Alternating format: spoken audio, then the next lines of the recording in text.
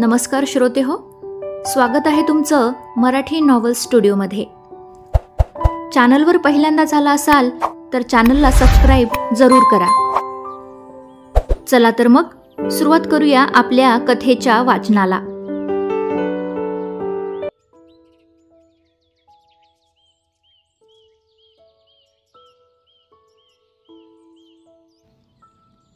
प्रतिशोध a revenge love story part 7 मागील भागात.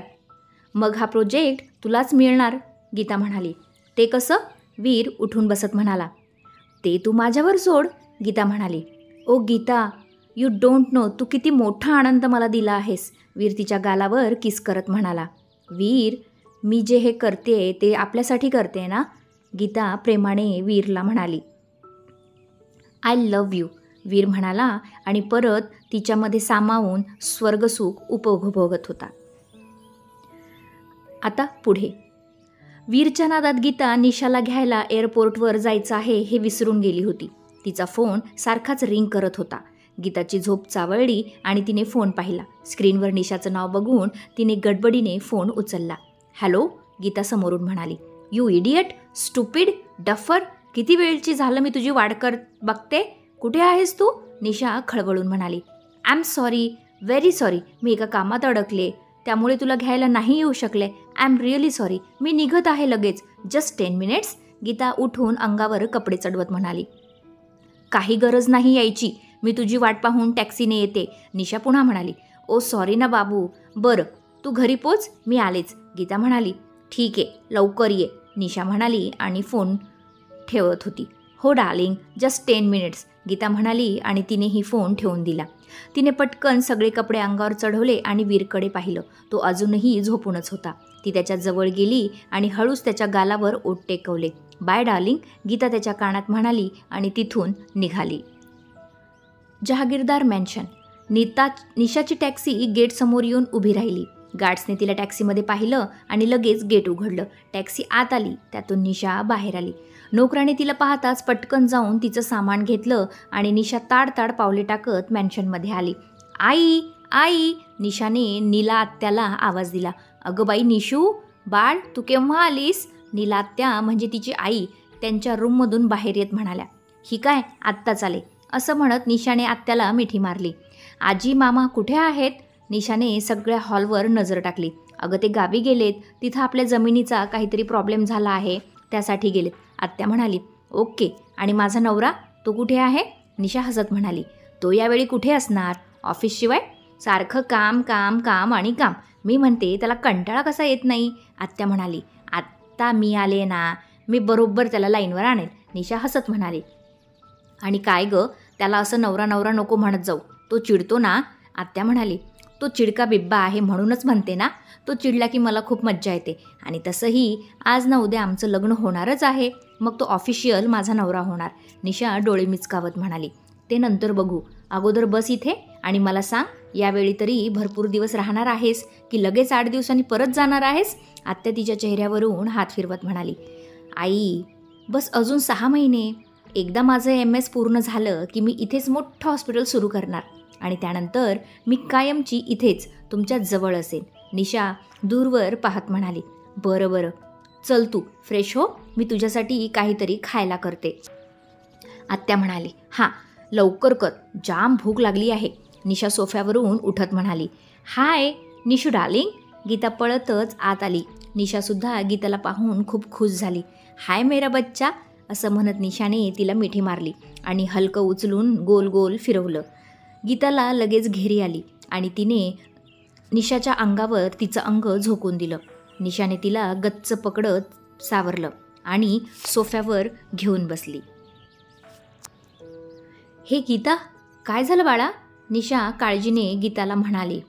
काही नाही ग, ते तू एकदम गोल फिरवलं ना, त्यामुळे थोडी घेरी आली, असं म्हणत गीता नीट सांभाळून बसली. घेरी नाही येणार तर कसं होईल? ही मुलगी ना अजिबात तिच्या खाण्यापिण्याकडे लक्ष देत नाही, आत्या गीताला रागवत म्हणाली. आत्या, गीता क्यूट फेस करत म्हणाली. बाळा तुझ्या चांगल्यासाठीच बोलते ना, दादा आई इथे नाहीत, त्यात तुला काही झालं तर युवी सगळं घर डोक्यावर घेईल, आत्या गीताला समजावत म्हणाली. गीता, आपण डॉक्टरांना दाखवूया का? तुझा चेहरा पण बघ कसा झालाय, तुझी तब्येत पण बरी नाही वाटत. निशा काळजीने गीताच्या चेहऱ्याकडे न्याहाळत म्हणाली. हो ग माझी आई, किती काळजी करता. मी काय आता लहान आहे का? छोट्या छोट्या गोष्टींसाठी डॉक्टरकडे कशाला जातचं? आणि सध्या वर्कलोड जास्त आहे, त्यामुळे कामाच्या नादात होतं दुर्लक्ष खाण्यापिण्याकडे. पण आता तू आली आहेस ना, आता मी नियमित जेवत जाईन बस. गीता म्हणाली.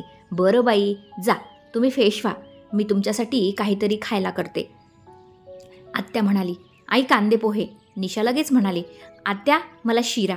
गीतासुद्धा पटकन म्हणाली. काय शिरा? पण तू तर गोड खात नाहीस. निशा डोळे बारीक करून गीताला घुरून बघत म्हणाली. मग काय झालं, असंच आज गोड खावंसं वाटतंय. गीता खांदे उडवत म्हणाली. खाऊ दे ग, करते हा बाळा, छान तूप टाकून करते. किती सुकलाय चेहरा तुझा, जरा तुपाने टवटवील. असं म्हणत आत्या किचनच्या दिशेने निघून गेली. चल आता सांग काय भानगड आहे. निशा गीताला रोखून बघत म्हणाली. कोणती भानगड, कुठे काय? गीता म्हणाली. खरंच काही नाही ना? निशा बारीक डोळे करून तिच्याकडे रोखून पाहत म्हणाली. हो ग बाई, खरंच वर्कलोड आहे. गीता पुन्हा म्हणाली. ओके चल, निशा म्हणाली आणि दोघीही फ्रेश व्हायला निघून गेल्या. निशा युवराजच्या आत्याची मुलगी, डॉक्टर आहे. लंडन युनिव्हर्सिटीमधून MS पूर्ण करत आहे. तर ही निशा वडील गेल्यानंतर युवीच्या बाबांनी तिला आणि आपल्या बहिणीला म्हणजेच नीला आत्याला घरी घेऊन आले. तेव्हापासून निशा, युवी आणि गीता सोबत राहायला लागली. निशा युवीपेक्षा 3 वर्षांनी लहान आहे आणि गीता 5 वर्षांनी. म्हणजे गीता घरात सगळ्यात लहान असल्याने ती सगळ्यांची लाडकी आहे. युवराज 10 वर्षांचा असतानाच एका कार ॲक्सिडेंटमध्ये त्याची आई गेली आणि नीला आत्याने त्यांना आईचं प्रेम दिलं. त्यामुळे निशासोबतच युवी आणि गीतासुद्धा नीला आत्यावर खूप प्रेम करतात. लहानपणी गावी गेल्यावर त्यांचे आजूबाजूचे नातेवाईकांच्या निशा आणि युवीला नवरा बायको म्हणून चिडवायचे आणि त्यांच्या भातुकलीच्या खेळात ते दोघे नवरा बायकोसुद्धा व्हायचे. त्यामुळे हळूहळू निशाच्या मनात युवीविषयी प्रेमभावना निर्माण झाल्या आणि ती त्याच्या प्रेमात पडली, अर्थात एकतर्फी प्रेमात. युवराजच्या मनात ती फक्त त्याची मैत्रीण आहे, जिच्याबरोबर त्याने सगळं काही शेअर केलं, पण लिमिट ठेवून. गीता युवीची लाडकी असल्याने अर्थात ती गीताची सुद्धा लाडकी झाली. दोघींनी एकमेकींच्या हमराज आणि खूप क्लोज आहेत. निशा फॅमिली मेंबरसाठी जितकी प्रेमाने वागते तितकीच नोकरासोबत तिरस्काराने. तिला तिच्या सौंदर्याचा आणि शिक्षणाचा खूपच घमंड आहे. युवीसाठी ती बरेच पॉझिटिव्ह आहे. ती कोणत्याही मुलीला त्याच्या आसपासही फडकू द्यायची नाही. त्यामुळेच ती घरी असताना युवी जरा मुलींपासून लांबच राहायचा. ती लंडनला गेल्यावर त्याची खरी लाईफस्टाईल सुरू व्हायची. तर अशी ही निशा, हिच्याबद्दल अजून पुढे माहिती पडेलच. ऑफिस सुटल्यावर युवी घरी निघाला. आज त्याचा दिवस खूपच छान गेला होता. स्पर्शी त्याच्या मिठीत होती. तिच्याच विचारात असताना घर कधी आलं त्याला समजलंच नाही. भैयासाहेब, रघुने आवाज दिला तेव्हा कुठे त्याची तंद्री भंग पावली. युवी म्हणाला. जरा स्वप्नातून जागे व्हा आणि सत्यात या. घर आलं, रघु मिश्किल हसत म्हणाला. रघु, मी स्पर्शच्या स्वप्नात नव्हतो. युवी पटकन म्हणाला. पण मी कुठे त्यांचं नाव घेतलं? रघु खट्ट्याळ हसत म्हणाला आणि बिचारा युवी सापडल्या गेला. तू जरा जास्तच बोलत नाहीयेस? युवी बारीक डोळे करून म्हणाला. माफी भैयासाहेब, पण आता आज जरा सांभाळून जा, ती महामाया आली असेल. रघु म्हणाला. का, तू आत येणार नाहीस का? युवी म्हणाला. ती महामाया मला अजिबात पसंत करत नाही. उगाच वाद नको. ती असेपर्यंत मी आपल्या फ्लॅटवर राहतो. रघु बारीक तोंड करून युवराजला म्हणाला. उद्या सकाळी वेळेवर ये. असं म्हणत युवी कारमधून बाहेर पडला. युवराज आत येताच निशाने पाठीमागून धावत येत त्याच्या पाठीवर चढून पाटकुळी बसली. युवराज एकदम दचकला आणि खाली पडता पडता त्याने लगेच त्याचं बॅलन्स सांभाळलं. व्हॉट द हेल निशा, युवराज चिडत म्हणाला. आय लव्ह यू नवरोबा. निशा दात काढत हसत म्हणाली. शट अप, उतर खाली. युवराज गोल फिरत तिला पाहण्याचा प्रयत्न करत म्हणाला. अजिबात नाही नवरोबा. निशा त्याच्या गळ्याला तिच्या हातांचा विळखा घट्ट करत म्हणाली. निशा प्लीज यार, परत परत हा शब्द उच्चारू नको. युवी वैतागत म्हणाला. का रे नवरोबा? नवऱ्याला नवरोबा नाही म्हणणार तर काय बाहेरच्या लोकांना म्हणणार? निशा मुद्दाम त्याला पुन्हा चिडवत म्हणाली. आत्या आणि गीता त्यांचा हा खेळ बघून हसत होते. आत्या सांग हिला, नाहीतर मी मारेन हा. युवी आत्याला म्हणाला. तू आणि ती मिळून काय गोंधळ घालायचा तो घाला, मला नका साको रे बाबा. असं म्हणत आत्या तिथून हसत निघून गेली. मग युवीने खुनशी हसत निशाला सोफ्यावर दणकन आदळलं. आऊच, अगं आई ग. निशा सोफ्यावर आदळल्याने कळवळली. काय हे नवरोबा, बायकोला कुणी असं पाडतं का?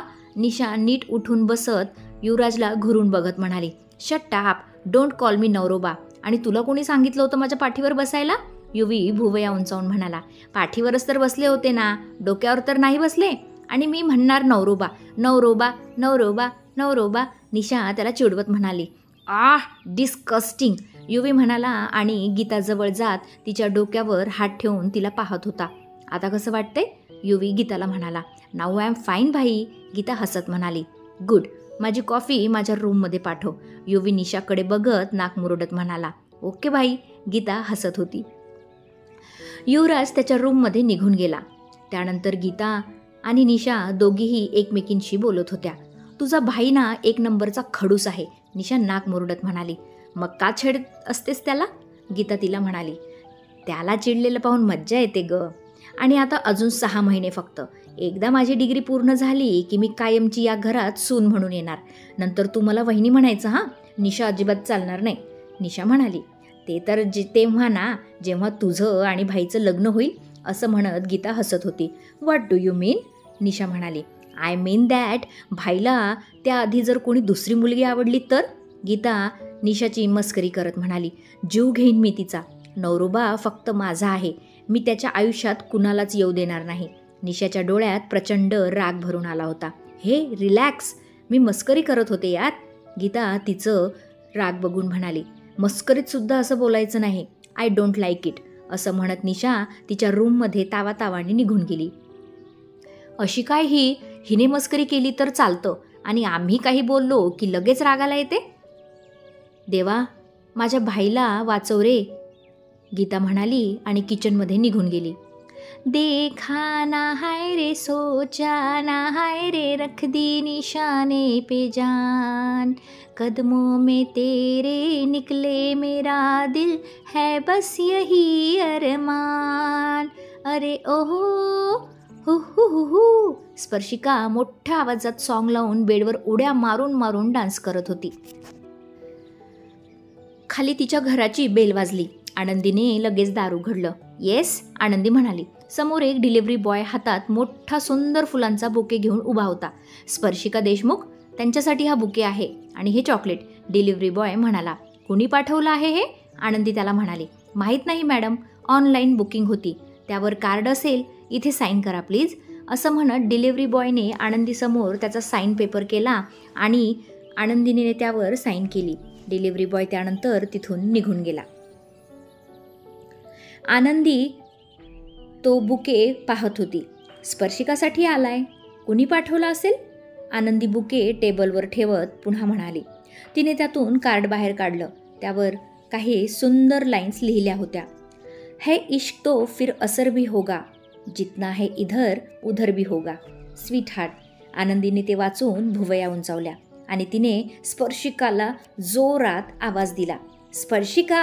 आनंदीने स्पर्शिकाला आवाज दिला, पण स्पर्शिकाच्या गाण्याचा आवाज इतका मोठा होता की ते स्पर्शिकाला ऐकायलाच गेलं नाही.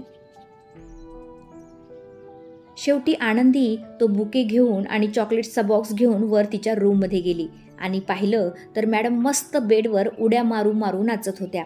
तिचं आनंदीकडे अजिबात लक्ष नव्हतं. आनंदीने जाऊन तो म्युझिक सिस्टम बंद केला. गाणं एकदम का स्टॉप झालं म्हणून स्पर्शिकाने वळून बघितलं तर आनंदी हातात फुलांचा बुके घेऊन तिच्याकडे नजर रोखून बघत होती. ए काय ग वहिनी, गाणं का बंद केलंस? आणि हे काय, तू कुठे निघालीस बुके गिफ्ट घेऊन? स्पर्शिका बेडवरून खाली उतरत म्हणाली. ते शर्ट नीट कर अगोदर. आनंदी तिच्या खांद्यावरून खाली ओघळणाऱ्या टी शर्टला बघून म्हणाली. मग स्पर्शिकाने नाक वाकडं करत शर्ट खांद्यावर ओढून नीट केलं. हे घे. आनंदी त्यानंतर तिच्या हातात बुके देत म्हणाली. हे काय आहे? मला का देते? स्पर्शिका प्रश्नार्थक सुरुवात म्हणाली. बुके आहे, तुझ्यासाठी आलाय म्हणून तुला देते. आनंदी डोळे मिचकावत म्हणाली. हो तर, आणि त्यात सुंदर शायरी लिहिली आहे, एक कार्ड पण आहे, उघडून तर बघ. आनंदी एक्सायटेड होत म्हणाली. माझ्यासाठी?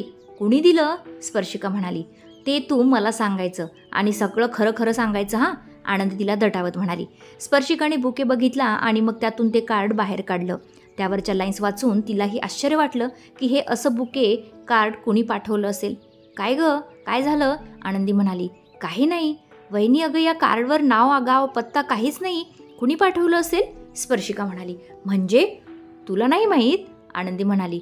मला माहीत असतं तर तुला विचारलं असतं का वहिनी? स्पर्शिका म्हणाली. तू गिफ्ट बॉक्स उघडून बघ, मे बी त्यात काही असेल, आनंदी म्हणाली. त्यानंतर स्पर्शिकाने तो चॉकलेटचा बॉक्स उघडला. त्यात खूप सारे वेगवेगळ्या प्रकारचे चॉकलेट्स होते आणि अजून एक सुंदर असं शायरी लाईन्स लिहिलेलं कार्ड होतं. स्पर्शिकाने ते कार्ड त्यातून हळूच बाहेर काढलं आणि उघडून वाचत होती. A sweet for a sweet girl, sweet heart. अगो, यावर पण काहीच नाव नाही, स्पर्शिका म्हणाली. अननोन लवर, त्यावर आनंदी म्हणाली. व्हॉट? काहीही काय? स्पर्शिका चमकून म्हणाली. अगं वेडे, विचार कर, तुला कोण हे बुके चॉकलेट्स पाठवू शकतं?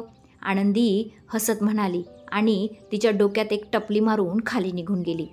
आनंदी जाता स्पर्शिकाने परत तो बुके नीट पाहिला, पण तिला काहीच समजत नव्हतं की लक्षात येत नव्हतं. कोण पाठवू शकतं मला हा बुके? स्पर्शिका त्या चॉकलेट बॉक्समधून एक चॉकलेट घेऊन खात खात विचार करत बेडवर बसली आणि तिच्या लक्षात एकदम वीरचं नाव आलं. वीर? वीरने पाठवले असतील का हे फ्लावर्स आणि हे चॉकलेटसुद्धा? स्पर्शिका स्वतःशीच आश्चर्याने म्हणाली. वीरबद्दल विचार करताना स्पर्शिकाच्या पोटात गोळाच आला आणि ती गालात हसत बेडवर अंग टाकून दिलं. काही वेळाने तिच्या लक्षात आलं की वीरने तिला त्याचा पर्सनल नंबर असलेलं कार्ड दिलं होतं. ती लगेच बेडवरून उठली आणि तिची पर्स शोधायला लागली. तिने गडबडीत सगळ्या पर्स खाली काढल्या आणि त्या दिवशी कॉलेजच्या फंक्शनमध्ये नेलेली पर्स बाहेर काढली. तिने बेडवर बसून पर्समधील सगळं सामान बेडवर पसरवलं, पण त्या सामानात वीरचं कार्ड नव्हतं. तिने खूप शोधलं. परत अख्खा वॉर्डरोब तिने रिकामा केला, पण तिला काही त्याचं कार्ड सापडलं नाही. मग तिने खाली पळत जाऊन आनंदीला त्याबद्दल विचारलं. वहिनी, माझी रूम कोणी साफ केली आहे? माझं काही सामान मिसिंग आहे गं, स्पर्शिका म्हणाली. अगं, तुझी रूम मी स्वतः उभं राहून साफ करून घेतली. तुझं काही सामान जाणं शक्यच नाही, आनंदी म्हणाली. तसं नाही, माझ्या पर्समध्ये काही कार्ड्स होते. त्यातील काही कार्ड्स गायब आहेत. तू पाहिलेस का? स्पर्शिका म्हणाली. कोणतं कार्ड? आम्ही कुणीही तुझ्या पर्सला हात लावला नाही. असेल तिथेच कुठेतरी बघ, आनंदी म्हणाली आणि आपापल्या कामाला लागली. मग स्पर्शिका हिरमसून परत वर तिच्या रूममध्ये आली. तिने परत एकदा सगळ्या सामानामध्ये त्याचं कार्ड शोधण्याचा प्रयत्न केला, पण तिला काही वीरचं कार्ड सापडलं नाही. तिचा सगळा हिरमोड झाला आणि तिने रागात सगळं सामान अजूनच अस्ताव्यस्त करून टाकलं. To be continued. श्रोतेहो, आजचा भाग ऐकून कसा वाटला ते मला कमेंट करून सगळ्यांनी नक्की सांगा. चला तर मग आता इथेच थांबूया. भेटूया पुढील भागात. तोपर्यंत धन्यवाद.